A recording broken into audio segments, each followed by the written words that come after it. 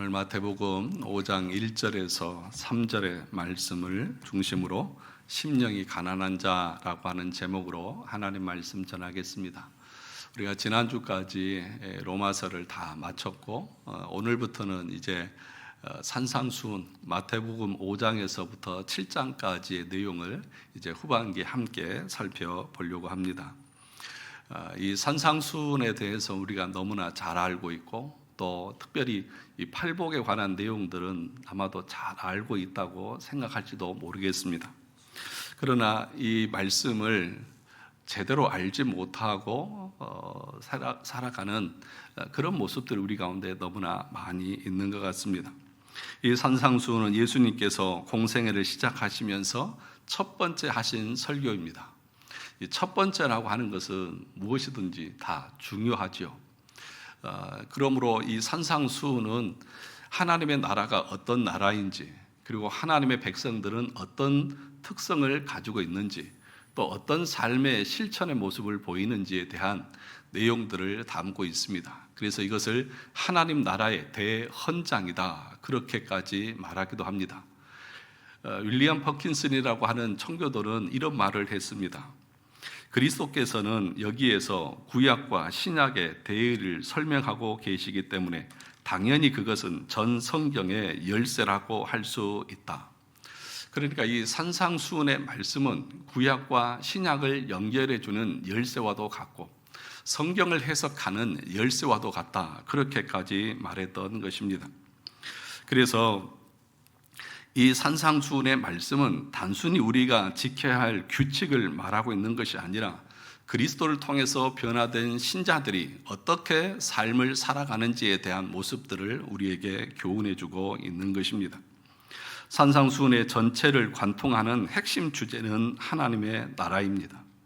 하나님의 나라는 어떤 사람들이 살아가는지, 하나님의 나라의 백성은 누구이고 어떻게 살아가는지에 대한 근본적인 질문에 대한 답을 말하고 있는 것입니다. 구약 성경 말라기, 그죠? 말라기 이후에 400년 동안 암흑기가 있었고 그 이후에 400년 뒤에 예수 그리스도께서 이 땅에 오셨습니다. 그러니까 구약과 신약을 읽을 때에 제일 먼저 등장하시는 분이 바로 예수 그리스도이십니다. 그러므로 구약에서 말씀했던 메시아, 그분이 바로 예수 그리스도라는 사실을 예수님은 그 설교를 통해서 우리에게 가르쳐주고 있는 것입니다. 칼빈은 기독교 강요에서 십계명을 해석하면서 예수 그리스도는 율법의 최고의 해석자다, 그렇게 가르쳤습니다. 그러니까 구약에서 선지자들이 말했던 그 모든 내용들, 우리는 그걸 잘 이해를 못할 때가 있죠. 그런데 그 말씀을 어떻게 우리가 깨닫고 이해할 수 있습니까? 예수님께서 신약에 오셔서 해석해 주시는 그 해석을 통해서 그 구약의 말씀의 의미가 어떤 뜻인지를 우리는 분명히 아는 것입니다. 예를 들어서 뒤에 계속 이제 나오겠지만 살인하지 말라라고 하는 이 계명은 어떤 의미가 있습니까? 단순히 어떤 무기를 가지고 사람의 목숨을 해하는 것만 살인입니까? 아니지요. 어떤 것도 살인이죠. 형제에 대해서 바보라, 미워하고 증오하는 것까지 살인이다. 간음이 뭐냐라고 말할 때에 우리가 육체적으로 범한 것뿐만 아니라 여자를 보고 남자를 보고 음욕을 품는 것까지도 간음이다라고 예수님께서 해석해 주셨던 것입니다. 그러므로 이 산상수훈의 말씀을 우리가 함께 공부하게 될 때에 하나님의 나라의 백성이 어떤 백성이고 또 어떻게 살아가야 되고 삶의 실천의 부분에서는 어떻게 드러나는지 그 성화의 모습까지 분명하게 우리는 여기서 알 수 있는 것입니다. 오늘 5장 1절을 보시면 이렇게 말합니다. 예수께서 무리를 보시고 산에 올라가 앉으시니 제자들이 나와 온지라 입을 열어 가르쳐 이르시되, 그렇게 얘기하고 있습니다. 예수님께서 산에 올라가 앉으셨다. 그때 무리들과 제자들이 말씀을 듣기 위해서 나왔다고 말합니다. 예수님께서 하나님의 말씀을 가르치십니다. 예수님의 그 세 가지의 직분이 있죠. 뭐가 있죠? 삼중직, 예수님의 삼중직, 제사장, 왕, 선지자. 그런데 지금 예수님께서는 선지자로서, 최고의 선지자로서 구약의 그 말씀들을 이제 해석하고 가르치기를 시작하고 있다는 것입니다. 모세는 이스라엘 백성들에게 장차 하나님께서 자신과 같은 선지자 한 명을 일으키실 것이다, 그렇게 신명기 18장 15절과 18절에서 예언했습니다. 내 하나님 여호와께서 너희 가운데 내 형제 중에서 너를 위하여 나와 같은 선지자 하나를 일으키시리라. 너희는 그의 말을 들을지니라. 내가 그들의 형제 중에서 너와 같은 선지자 하나를 그들을 위하여 일으키고 내 말을 그 입에 두리니 내가 그에게 명령하는 것을 그가 무리에게 다 말하리라, 그렇게 말씀하고 있습니다. 그러니까 모세가 신명기 18장에서 예언했던 나와 같은 선지자가 누구냐? 바로 예수 그리스도라고 말하고 있는 것입니다. 사도 베드로도 사도행전 3장 22절과 23절에서 성전 미문에서 안진뱅이를 고친 후에 솔로몬 행각에 모인 사람들에게 설교하면서 이 모세의 예언을 직접 인용했습니다. 이렇게 말합니다. 모세가 말하되 주 하나님이 너희를 위하여 너희 형제 가운데서 나와 같은 선지자 하나를 세울 것이니 너희가 무엇이든지 그의 모든 말을 들을 것이라. 누구든지 그 선지자의 말을 듣지 아니하는 자는 백성 중에서 멸망받으리라. 그러니까 베드로 사도가 솔로몬 행각에서 설교하면서 예수 그리스도를 예언하고 있습니다. 그러니까 지금 예수 그리스도의 말을 듣지 않는 자들은 망할 것이다, 그 얘기를 모세가 했고 그분이 바로 예수 그리스도다라고 베드로는 증언하고 있는 것입니다. 사도행전 7장 37절에도 보면 스데반이 죽어가면서 설교하면서 이렇게 말합니다. 이스라엘 자손에 대하여 하나님이 너희 형제 가운데서 나와 같은 선지자를 세우리라 하던 자가 곧 이 모세라. 예수 그리스도를 가리켜서 그렇게 지금 말씀하고 있는 것입니다. 그뿐만 아니라 예수님 자신도 모세가 예언했던 그 선지자다라고 직접 자신의 입으로 말씀하셨습니다. 요한복음 5장 46절에 보면 모세를 믿었더라면 또 나를 믿었으리니 이는 그가 내게 대하여 기록하였음이라 라고 분명하게 말씀하고 있는 것입니다. 이것처럼 예수님은 구약에서 예언했던 선지자고 그분이 곧 메시아라고 하는 사실을 증거하고 있는 것입니다. 예수님은 하나님의 말씀을 온전히 대언하는 선지자시고 자신의 몸을 들여 백성의 죄를 대속하는 제사장이고 만왕의 왕으로서 우리를 다스리는 왕으로 모세와는 비교할 수 없을 정도로 탁월하신 분이 바로 예수 그리스도라는 것입니다. 칼빈은 신명기 주석하면서 이렇게 말했습니다. 이 예언이 단지 모세 이후에 모든 선지자들을 집합적으로 가리키는 것이 아니라 궁극적으로는 단 한 분, 즉 예수 그리스도를 가리키는 탁월한 예언이다, 그렇게 해석을 한 것입니다. 그러니까 구약의 메시아, 선지자, 예언했던 그 많은 선지자들이 예언했던 그분이 바로 예수 그리스도라고 말씀합니다. 그리고 그분이 이제 산에 앉으셔서 백성들과 제자들을 향해서 하나님의 말씀, 그 율법을 해석해서 가르치고 있는 것입니다.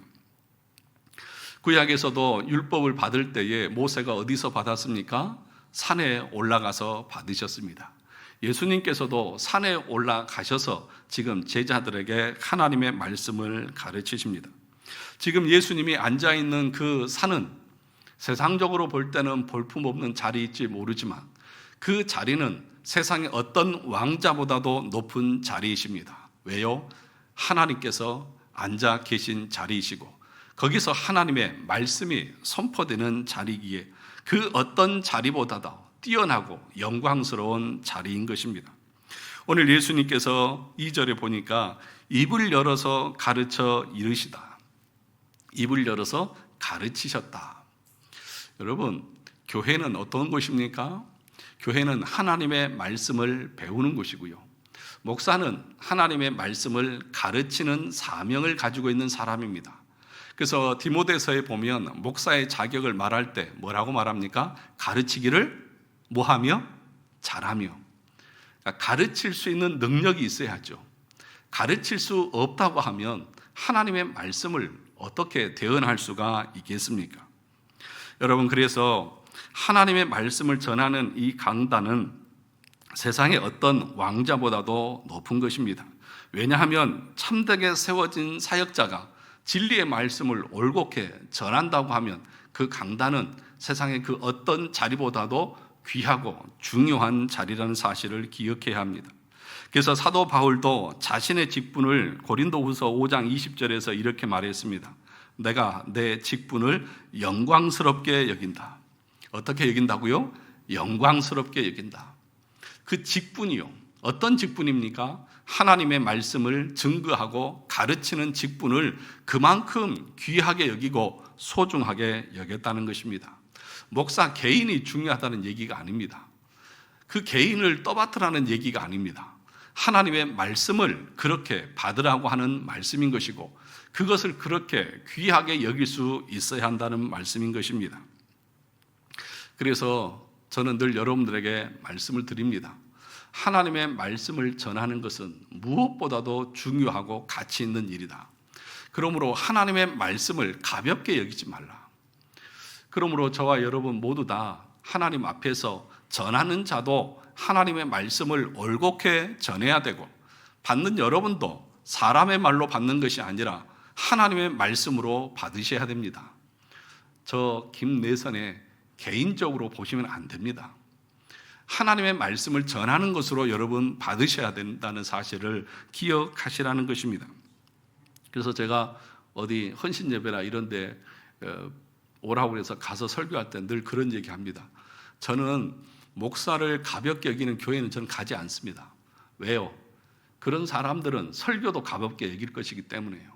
해봐야 그 사람들은 그 설교를 한 귀로 듣고 한 귀로 흘려버릴 것이기 때문에 그렇다는 것입니다.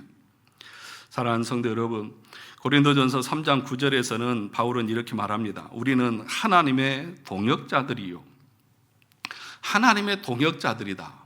얼마나 영광스러운 일이냐는 것입니다. 사역자들은 하나님과 함께 동일한 일을 하는 사람들입니다. 그 일이 무엇입니까?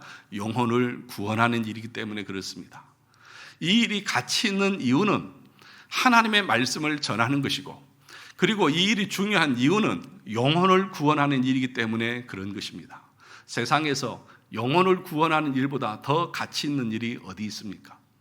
여러분, 세상에서도 생명을 살리는 일을 하는 사람들을 우리가 존경스럽게 여기잖아. 예를 들면 의사라든지 또는 소방관들이라든지 생명을 살리기 위해서 자기 몸을 던지는 그 사람들에 대해서 우리는 그들의 명예를 존중히 여길 줄 아는 그런 사회적인 분위기가 다 있잖아요. 그런데 이 설교라고 하는 이 직분은 단순히 목숨을 구하는 일이 아니라 육체적인 생명을 구하는 것이 아니라 영원한 생명을 구원하는 일이기에 이 사명이라고 하는 것은 어떤 직분보다 명예롭고 영광스럽고 더 나아가서 그만큼 중요한 자리다.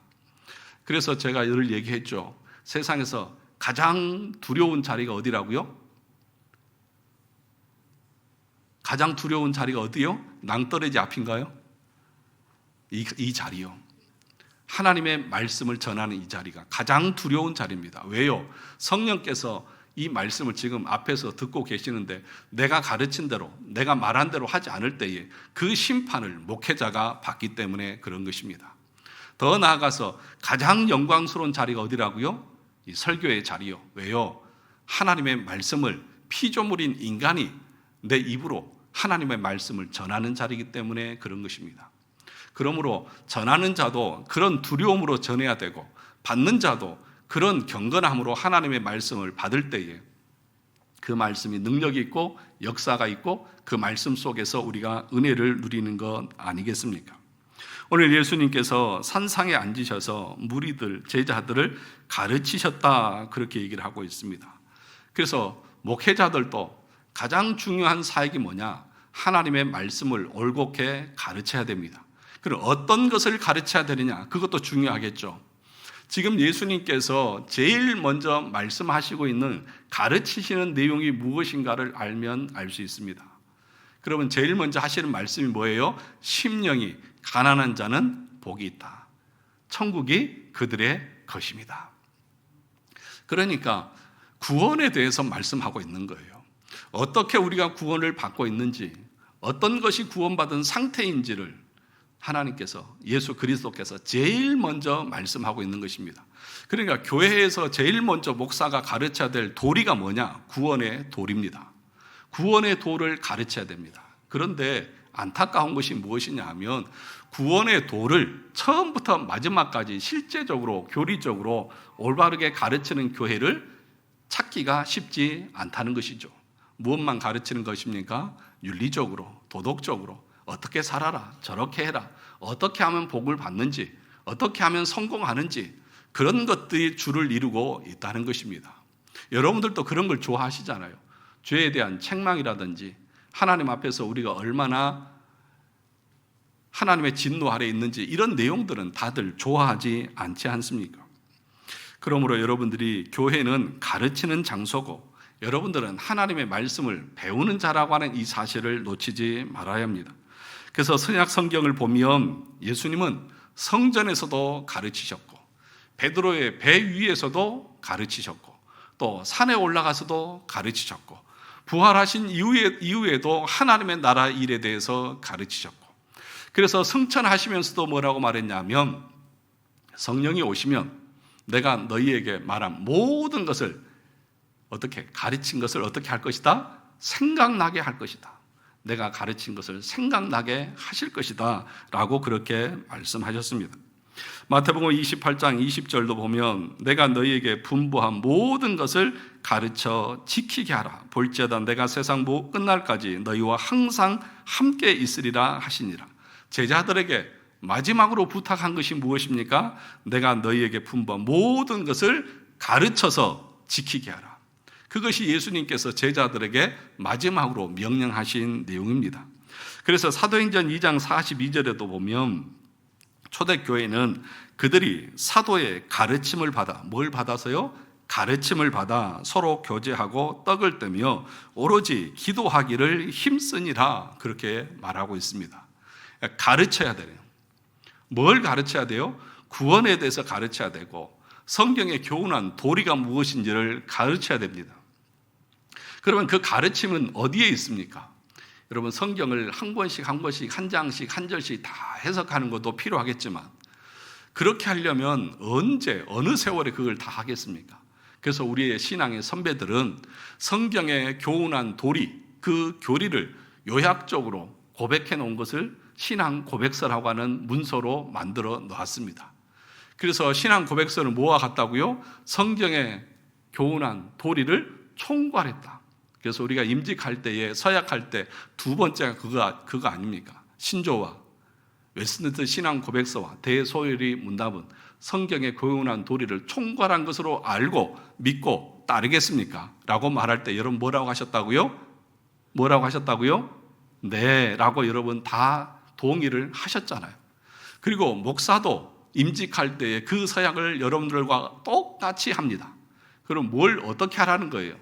하나님의 교회를 세워나갈 때에 그런 도리와 그런 교리를 올바르게 가르쳐서 교회를 세워나가로 말하고 있는 것입니다. 그런데 늘 말하지만 신앙 고백서를 여러분 언제 공부해 보셨습니까? 다른 교회 다니셨다 오신 분들 중에 신앙 고백서를 공부해 보신 적이 있습니까? 하이델베르크 요리문답을 여러분 알기나 하셨고 공부를 해 보셨습니까? 벨기에 신앙 고백서 오늘 29조인데 그 신앙 고백서 안에 있는 내용들을 여러분들은 알고는 계십니까?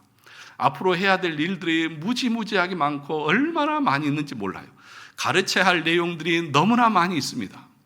그것에 대해서 여러분들이 사모하는 마음이 있으시냐고. 오늘 예수님이 제일 먼저 등장하셔서 하신 일이 뭐예요? 입을 열어서 가르치셨어요. 가르치는 사역이 교회의 사역이고 여러분들은 배우는 일에 열심을 내야 됩니다. 그 배움의 내용이 무엇이냐? 오늘 여기 본문의 말씀을 통해서도 여러분들이 깨닫게 될 것입니다.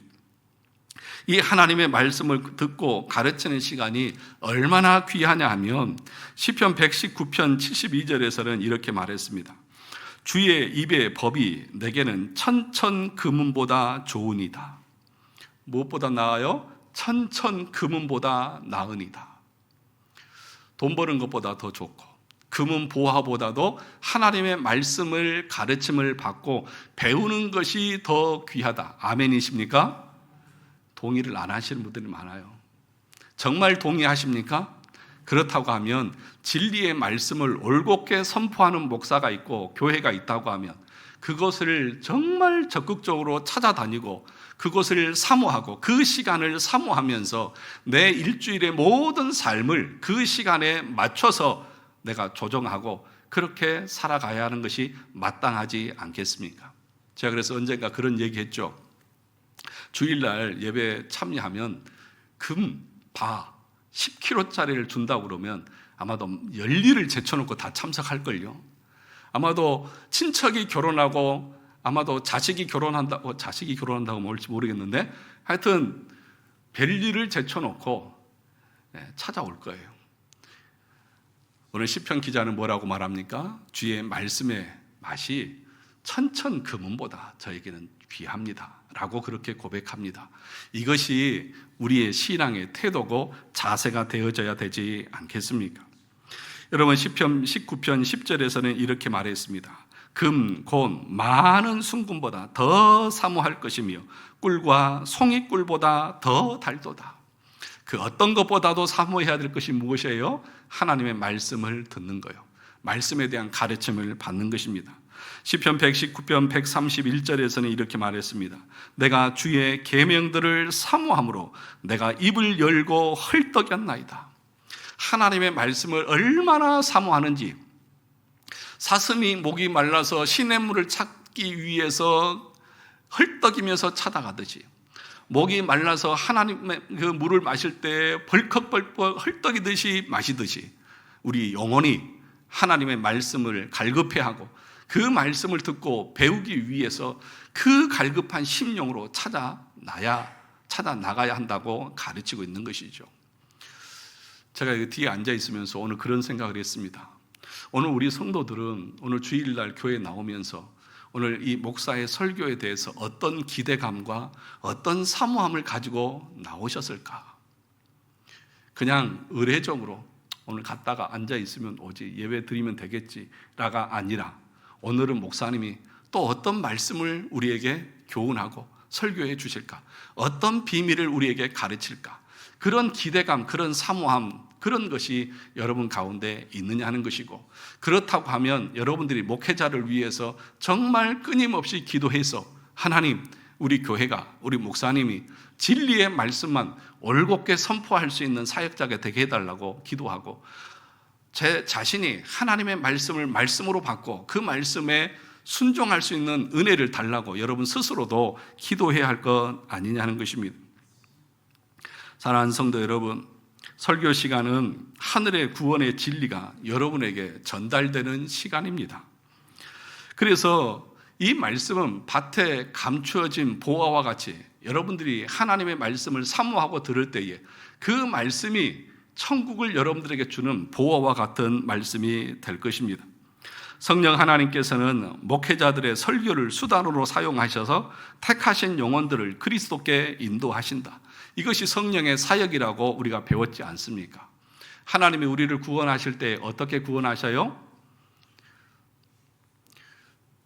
우리가 소명에서 배웠잖아요. 소명에는 두 가지가 있다고 귀에 딱지가 않도록 여러분들에게 가르쳤습니다. 첫째 뭐죠? 외적 소명. 그 외적 소명은 뭐라고요? 목사의 설교. 두 번째는요, 내적 소명. 내적 소명 뭐라고요? 성령의 유효한 부르심라고 분명하게 여러분들에게 가르쳤습니다. 그러니까 하나님께서 우리를 구원하실 때에 이 두 가지를 통해서 구원하십니다. 그런데 청교도들은 뭐라고 말했냐? 성경은 두 가지가 있다. 말씀은 두 개가 있는데 기록된 말씀과 선포된 말씀이 있다. 기록된 말씀은 성경이고 선포된 말씀은 설교다. 그런데 하나님께서 사람을 구원하실 때에 성경을 통해서 구원하시는 것보다도 선포되는 말씀을 통해서 더 많은 영혼들을 구원하신다. 그렇게 가르쳤습니다. 그러니까 여러분, 설교가 얼마나 중요합니까? 설교가 왜 중요합니까? 여러분들을 부르셔서 천국 백성 삼는 시간이기 때문에 그만큼 중요한 것 아닙니까? 그래서 웨스트민스터 신앙 고백서 14장 구원에 이르는 신앙에서 이렇게 말했습니다. 제가 읽어드리겠습니다.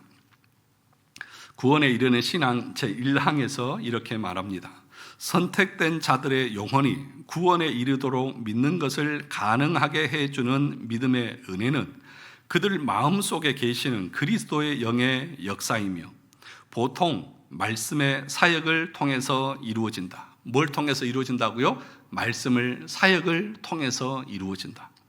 선포되는 말씀을 통해서 우리 안에 계신 그리스도의 영께서 회심의 역사를, 중생의 역사를 가능하게 하는 시간이 바로 이 말씀이 선포되는 시간이라는 것입니다. 웨스트민스터 대요리 문답 155문에서도 이렇게 말합니다. 말씀이 어떻게 구원을 위하여 효력 있게 사용됩니까? 하나님의 영은 말씀을 읽는 것, 특히 말씀의 설교를 효력 있는 방편으로 삼아 죄인들을 깨닫게 하고 책망하며 겸손하게 하실 뿐만 아니라 그들을 자신들로부터 나오게 하여 그리스도께로 이끄시며 그분의 형상을 본받게 하고 그분의 뜻에 복종하게 하시며 유혹과 부패에 대항하여 그들을 강하게 하시고 은혜 안에서 자라게 하시며 믿음으로 말미암아 구원에 이르도록 그들의 마음을 거룩함과 위로로 견고하게 세워 가십니다. 이것이 설교의 기능이고 설교의 역할이고 성령께서 설교를 통해서 우리를 믿음에 이르게 하실 뿐만 아니라 우리가 거룩함에 이르도록 우리를 다스려 가시고 이끌어 가시고 우리를 그리스도께로 이끌어 가신다는 것입니다. 그러므로 여러분, 설교 시간이 얼마나 중요한 시간입니까? 그러니까 목사도 설교를 할 때에 이렇게 중요함을 알고 설교를 해야 되고 말씀을 듣는 여러분들도 그것들을 생각하면서 오늘 이 시간 지금 나에게 구원의 복된 말씀이 선포되고 있다는 사실들을 알고 하나님의 말씀을 들어야 한다는 것입니다. 그런데 여러분, 교리를 알지 못하고 그래서 가르치지 않는 교회가 얼마나 많이 있느냐라고 하는 것이죠. 그것이 안타까운 일인 것이죠. 하나님의 말씀을 가르치고 설교를 하지만 그 안에 구원의 교리가 빠져 있다는 것입니다. 하나님의 말씀이 선포되는 시간, 여러분들은 어떻게 받아들이고 있습니까? 저를 위해서 기도해 주시기를 부탁을 드립니다. 늘 기도하시겠죠? 저를 위해서 기도해 줄 것은 다른 것이 없습니다. 하나님의 말씀을 하나님의 말씀으로 올곧게 바르게 증거할 수 있도록 담대함과 지혜를 달라고, 건강함을 달라고 여러분들이 기도해 주셨으면 좋겠습니다. 그러면 예수님께서 첫 번째 하신 설교가 무엇이냐? 3절을 같이 한번 보겠습니다. 3절 같이 읽어보겠습니다. 시작. 심령이 가난한 자는 복이 있나니 천국이 그들의 것임이요. 이것이 예수님께서 첫 번째 하신 첫 마디의 설교인 것입니다. 여기에 이제 쭉 해서 5장에 보면 팔복의 내용이 나오죠. 그죠? 심령이 가난한 자는 복이 있다 라고 말씀하고 있고 10절에 가서는 뭐라고 말합니까? 의를 위하여 박해를 받는 자는 복이 있나니 천국이 그들의 것입니다 라고 말하면서 심령의 가난과 핍박으로 마무리를 하고 있는 것을 우리가 보게 됩니다. 이것은 여러분 각각의 따로따로의 8가지 복이 아닙니다. 물론 이것이 여러분들은 복이라고도 생각하지도 않으실지도 모르겠지만 이 8가지는 8가지가 따로따로 각각으로 떼어져 있는 것이 아니라 하나로 연결되어져 있는 복인 것입니다. 우리가 갈라디아서 5장에서 성령의 9가지 열매를 제가 설명할 때에도 성령의 열매가 9가지입니까? 아니죠. 성령의 열매는 하나입니다. 그 하나에 8가지의 측면이 있다는 것을 말합니다. 뭐예요? 사랑과 희락과 화평과 오래 참음과 자비와 양선과 충성과 온유와 절제. 그러니까 그리스도 안에서 거듭나서 성령 충만한 신자들에게는 그 모든 것들이 종합적으로 드러나는 것입니다. 그런데 사랑은 있는데 온유하지 않아. 이럴 수는 없다는 거예요. 그러니까 지금 여기서도 8가지의 복이 심령이 가난한 것만 말하는 것이 아니라 핍박도 받는 것이다. 그러니까 내가 복을 받기를 원하는데 핍박에 대해서는 나는 거절한다. 그것은 참된 구원받은 신자의 모습이 아니라는 사실들을 여러분 먼저 아셔야 한다는 것입니다. 8가지의 복은 모두 다 구원받은 신자의 모습 속에 드러나는 것입니다. 이것은 하나님의 축복받은 신자의 성품이 종합적으로 어떠해야 하는지를 가르쳐주고 있는 것입니다. 여러분, 고린도전서 13장을 뭐라고 부르지? 우리가 사랑장이라고 말하잖아요. 그 사랑에 대해서 이렇게 말했습니다. 4절에서부터 7절까지 보면 사랑은 오래 참고, 사랑은 온유하며 시기하지 아니하며, 사랑은 자랑하지 아니하며, 교만하지 아니하며, 무례히 행하지 아니하며, 자기의 유익을 구하지 아니하며, 성내지 아니하며, 악한 것을 생각하지 아니하며, 불의를 기뻐하지 아니하며, 진리와 함께 기뻐하고, 모든 것을 참으며, 모든 것을 믿으며, 모든 것을 바라며, 모든 것을 견디느니라. 이 전부가 사랑이잖아요. 그렇죠? 이 전부가 사랑이에요. 그런데 그 사랑 중에 온유함은 있는데 시기하는 삶이 있어요. 그럴 수 있어요? 없다는 거예요. 이 정말 거듭나서 그리스도의 사랑을 경험한 사람들 속에서는, 참된 신앙 속에는 이 모든 것이 종합적으로 다 드러난다는 것을 말하는 것이지, 어떤 것은 있고 어떤 것은 없어도 된다는 말이 아니라는 것입니다. 그러면 예수님께서 그 첫 마디에 심령이 가난한 자는 복이 있다라고 말씀하셨는데, 여러분, 이 말씀은 일반적으로 우리의 생각과는 완전히 다른 정반대의 말씀이죠. 우리는 어떤 사람이 복이 있어요? 부자가 복이 있는 것이죠.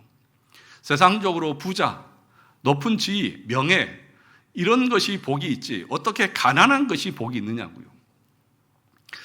사랑하는 성도 여러분, 예수님께서 말씀하시는 심령이 가난한 자에는 복이 있다고 하는 말은 재정적으로 궁핍한 자가 복이 있다고 말하는 것이 아닙니다.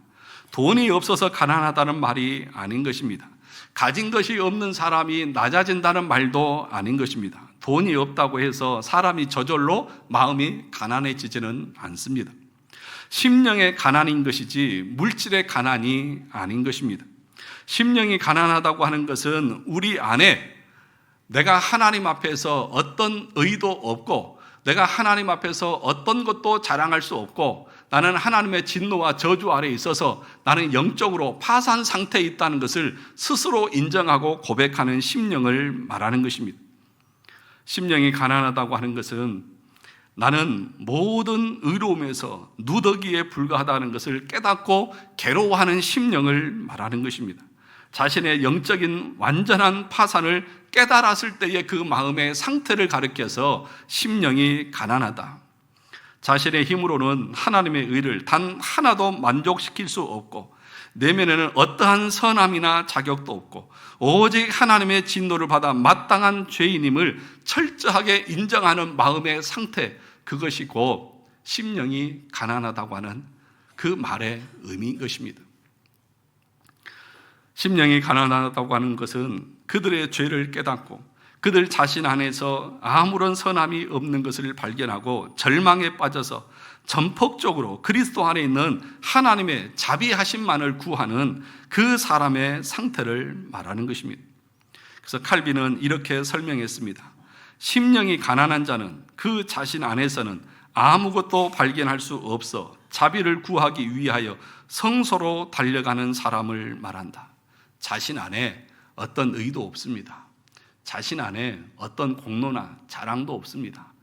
그럴 뿐만 아니라 자신의 지금 상태가 하나님의 저주와 심판 아래에 있어서 지옥에 떨어질 지경에 있다는 것을 깨닫고, 오직 여기서 내가 건진받을 수 있는 것은 하나님의 자비하심밖에 없다고 생각하면서 주님을 향해서 달려가고자 하는 그 마음의 상태를 말하는 것입니다. 심령이 가난하다고 하는 것은 그래서 내가 무엇을 행했느냐, 내가 무엇을 가지고 있느냐가 아니라 내가 하나님 앞에서 어떤 심령으로 어떤 존재냐를 말씀하고 있는 것입니다. 오늘 제가 이 설교를 준비를 했을 때는 17페이지였습니다. 17페이지. 지금 이제 9페이지가 왔는데, 그래서 제가 계산을 해봤어요. 야, 그렇게 했다가는 오늘 점심을 못 먹을 수도 있겠다. 그래서 제가 올라오기 전에 이걸 둘로 나눴습니다. 그래서 이제 설교가 거의 다 끝나갑니다. 저도 이제 눈치가 좀 생겼거든요. 그런데 정말 중요한 말씀이 오늘 말씀이고 다음 주의 말씀입니다. 여러분, 심령이 가난하다고 하는 이 말의 의미를 우리는 너무나 피상적으로 생각하는 것 같아요. 심령이 가난하지 않은데 스스로 심령이 가난하다고 착각하는 사람도 많이 있습니다. 그런 부분에 대해서는 다음 주에 얘기할 것이지만, 심령이 가난하다고 하는 것을 여러분들이 정말 경험했는지를 한번 묻고 싶습니다. 정말 여러분들의 심령은 가난하십니까? 정말 여러분의 영혼이 파산했다. 나는 영적으로 거지다. 나는 남아있는 것이 아무것도 없고 절망밖에 없다. 하나님 앞에서 그런 마음의 그 무너짐이 여러분의 신앙생활 가운데 한 번이라도 경험되어진 적이 있습니까? 그것이 없다고 하면 우리 스스로를 돌아볼 수 있어야 합니다. 여전히 우리 안에는 마음이 부요하고 교만하고 의로운 자들이 너무나 교회 가운데 많이 있기 때문인 것입니다. 그러면 오늘 제가 두 사람의 예를 들어서 우리의 심령의 가난이 무엇인지를 한번 설명을 드리려고 합니다. 누가복음 15장에 보면 탕자의 비유가 나옵니다. 둘째 아들이 아버지 재산을 다 돈으로 환산해서 나가서 허랑방탕하게 생활하다가 다 잃고 돼지 치는 일을 했습니다. 유대인들은 돼지를 부정한 동물이라 해서 가까이 하지도 않습니다. 오직 그 인생이 나락으로 떨어졌으면 돼지를 치는 일을 했을까요? 먹을 것이 없어서 돼지가 먹는 쥐염 열매를 먹습니다. 그런데 그것마저도 줄 사람이 없습니다. 그래서 그 상태가 어떻습니까? 먹을 것 하나 없어서 이제 죽을 날만 기다리고 있는 상태입니다. 그래서 누가복음 15장 17절에서 이렇게 말합니다. 이에 스스로 돌이켜 이르되 내 아버지에게는 양식이 풍족한 품꾼이 얼마나 많은가. 나는 여기서 줄여 죽는구나. 이것이 그가 실제적으로 경험하고 있는 자신의 상태입니다. 그러니까 심령이 가난하다고 하는 것은 실제적으로 내가 먹을 것이 하나도 없고 의가 하나도 없고 하나님 앞에서는 이제 죽을 일밖에 없다고 하는 것을 내가 고백하고 있느냐는 것입니다. 이것이 영적으로 가난한 자의 상태가 어떤 것인지를 분명하게 보여주는 예인 것입니다. 자기 힘과 의지로는 하나님의 거룩한 의에 도달할 수 없고 내세울 것이 하나도 없고 어떤 의로움도 공로도 없습니다.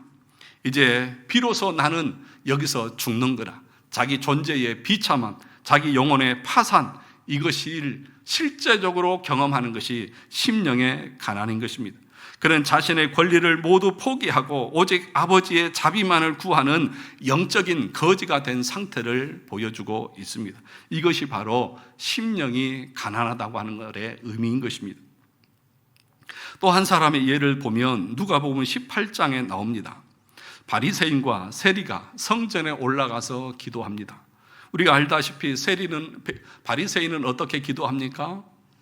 성전 앞에서 두 손을 높이 들고 그렇게 자기의 의를 자랑하듯이 하나님 앞에서 말합니다.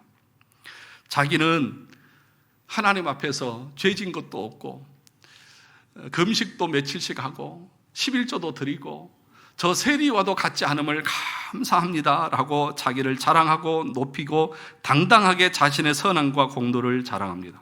그러나 세리는 어떻습니까? 누가복음 18장 13절에 보니까 이렇게 말합니다. 세리는 멀리 서서 감히 눈을 들어 하늘을 쳐다보지도 못하고 다만 가슴을 치며 이르되 하나님이여 불쌍히 여기소서 나는 죄인이로소이다. 이것이 영적으로 가난한 심령이 하나님 앞에서 취하는 태도인 것입니다. 감히 고개를 들지도 못하고 가슴을 치면서 하나님 앞에 나는 죄인으로서이다. 내가 하나님 앞에 의롭다고 주장하고 자랑할 만한 것이 아무것도 없고 내 공로는 아무것도 없습니다 라고 말하고 있다는 것입니다. 누가 의롭다함을 받고 갔습니까? 세리가 의롭다함을 받고 내려갔습니다. 다른 말로 하면 바리새인은 구원받지 못했다는 것입니다. 사랑하는 성도 여러분, 그런데 우리 안에 바리새인처럼 자기의 자랑과 선행과 공로가 의가 얼마나 많이 있습니까? 내가 뭘 잘못했고 내가 뭘 그렇게 파산할 정도로 부족하고 죄인이라고 지금도 마음속으로 생각하는 사람이 있을지 모르겠습니다. 그런데 오늘 지금 세리의 마음에는 자신이 죄인이라고 하는 생각 외에는 다른 생각이 하나도 없습니다. 사랑하는 성도 여러분, 그런데 이런 심령의 가난이라고 하는 것은 내가 의지적으로 가난해져야지, 그래 맞아, 목사님이 설교하신 대로 나는 가난해야 돼 라고 자기 의지를 가지고 가난하려고 아무리 애써도 그 가난이 생기지 않습니다. 여전히 우리 안에는 교만이 있고 여전히 우리 안에는 그런 마음이 있습니다. 성령께서 말씀을 통해서 여러분의 영혼을 깨부수지 않으면, 여러분의 단단한 돌 같은 심정을 깨지 않으면 절대로 여러분의 심령은 부드러워지지도 않고 가난해지지도 않습니다. 그래서 우리가 해야 될 일이 무엇입니까? 하나님의 긍휼과 자비를 구하는 것입니다.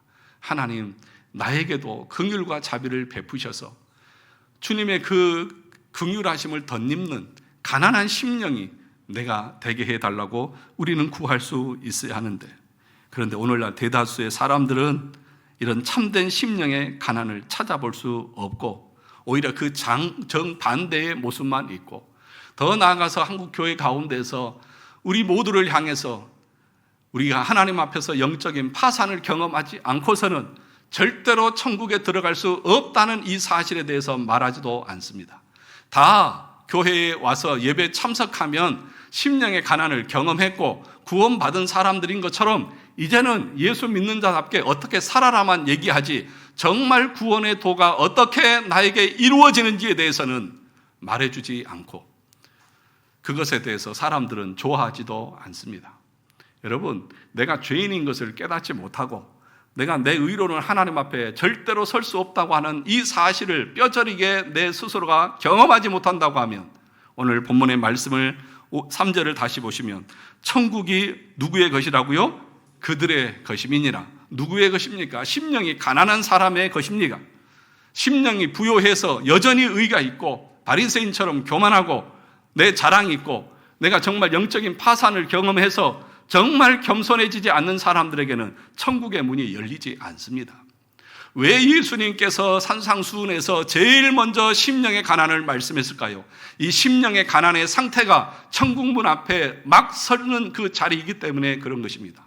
심령의 가난이 없이 다른 그 어떤 것을 해도 그 천국의 문 앞에도 설 수 없고 구원은 쳐다도 볼 수 없는, 여전히 하나님의 진노와 저주가 그 머리 위에 있는 상태라는 사실들을 우리가 절대로 잊어서는 안 된다는 것입니다.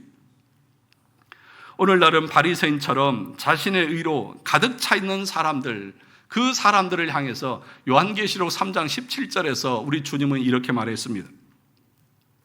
내가 말하기를 나는 부자라 부요하여 부족한 것이 없다 하나 내 곤고한 것과 가련한 것과 가난한 것과 눈먼 것과 벌거벗은 것을 알지 못하는도다. 예수 그리스도 안에서 말씀을 통해서 내 죄에 대한 책망을 받고 성령께서 내 안에서 완전히 나를 꼬꾸라뜨린 경험을 하지 않고 있는 사람은 여전히 자기는 부요하다고 생각합니다. 여전히 자기는 화려하다고 생각합니다. 자기는 부족한 것이 없다고 착각하고 살아갑니다. 그런데 우리 주님 뭐라고 말합니까? 계시록 3장 17절에 네가 부요하다고, 네가 부족한 것이 없다고, 네 곤고하고 가련하고 헐벗은 것을 알지 못하느냐. 하나님 앞에 입을 의의 옷이 없습니다. 그리스도로 옷 입은 의가 없는데 그 벌거벗은 모습으로 어떻게 하나님의 심판대 앞에 선다는 것입니까? 기독교 강요를 우리가 잘 알죠. 1권 1장에서 칼빈이 말한 것이 무엇입니까? 두 가지 지식입니다. 두 지식. 그것이 우리 신앙의 첫 번째라고 가르쳤습니다. 그 두 지식이 무엇입니까? 하나님을 아는 지식과 우리 자신을 아는 지식입니다. 이 두 가지 지식이 무엇이 먼저인지는 모릅니다. 그러나 반드시 하나님을 알게 되면, 하나님에 관한 지식이 있으면 자기 자신의 지식이 반드시 생기게 됩니다. 무엇입니까? 자신의 가난한 심령, 영적인 파산 상태, 하나님의 진노 아래 있다는 것을 알고 깨닫습니다. 그런데 그것을 알지 못한다고 하는 것은 그 사람에게는 하나님에 대한 지식이 없는 것이죠. 그 지식은 뭘 말하느냐 하면 믿음을 말하는 거예요. 참된 지식에서 참된 믿음이 생기는 것처럼 그 사람의 믿음은 거짓이라는 것입니다. 그러므로 여러분, 내가 여전히 의롭고 바리새인처럼 그렇게 자기의 선행과 공대를 주장하고 있다고 하면 그 사람은 참된 믿음의 사람이 아닌 것입니다. 자신이 어떤 상태에 있는지를 분명하게 알고 자신의 가난함을 애통해 하면서 하나님 앞에서 그분의 자비하심과 긍휼만을 구해야 됩니다. 자기가 가난하지 않으니까 하나님의 의를 구하지 않고 그분의 도우심과 자비를 구하지 않는 것입니다. 그러니까 여러분, 그 다음이 뭐예요? 두 번째 복이 뭐예요? 애통하는 것입니다. 자기 안에 어떻게 해서든지 자기가 의로움을 받을 수 없기 때문에 하나님 앞에서 애통하는 것이고요. 자기 의가 하나도 없으니까 의로움을 구하는 것입니다. 그리스도의 의를 구하는 것이에요. 그래서 이 팔복이라고 하는 것은 각각이 아니라 계속해서 연결되어지는 것입니다. 사랑하는 성도 여러분, 마태복음 15장 27절에 보면 수르보닉의 여인이 나옵니다. 이 여인이 자기 자녀를 고쳐달라고 말할 때 예수님께서 이렇게 말씀하십니다. 자녀의 떡을 취하여 개들에게 던짐이 마땅하지 아니하니라. 자녀의 떡을 취해서 개들에게 던진 것이 마땅하지 않다. 얼마나 모욕적인 말입니까? 그럴 때에 이 수르보니 여인이 뭐라고 대답합니까? 주여, 옳소이다마는 개들도 제 주인의 상에서 떨어지는 부스러기를 먹나이다. 이것이 심령이 가난한 상태의 사람인 것입니다. 자기의 그 개 같은 것을 옳습니다라고 인정합니다. 그리고 자기 안에는 어떤 해결점도 없는데 우리 주님의 상에서 떨어지는 부스러기라도 주십시오. 그 간절함, 그 사모함, 그것이 심령이 가난한 자가 애통해 하면서 하나님 앞에서 구하는 기도인 것이고 그 간절함인 것입니다. 우리 안에 정말 이 가난한 심령이 있느냐는 것입니다.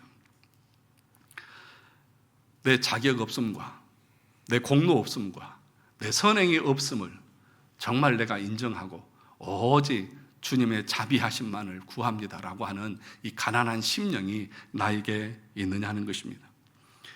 그것이 있을 때만이 우리는 그리스도 안에서 참된 구원의 길을 이제 막 시작하고 있는 것입니다. 우리 교회 가운데, 우리 성도들 가운데 이런 은혜가 있기를 주님의 이름으로 축원합니다. 여러분, 이 말씀은 산상수훈은 단순한 말씀이 아니라 구원의 도를 우리에게 정말 가르쳐주고 그 안에서 이 성경의 교훈한 도리가 압축적으로 우리에게 보여주고 있는 그 말씀입니다. 이 말씀을 계속해서 함께 묵상하면서 저와 여러분 모두 가운데 이 천국의 구원의 문이 열리고 구원의 길이 여러분 가운데 열릴 수 있기를 주님의 이름으로 축원합니다.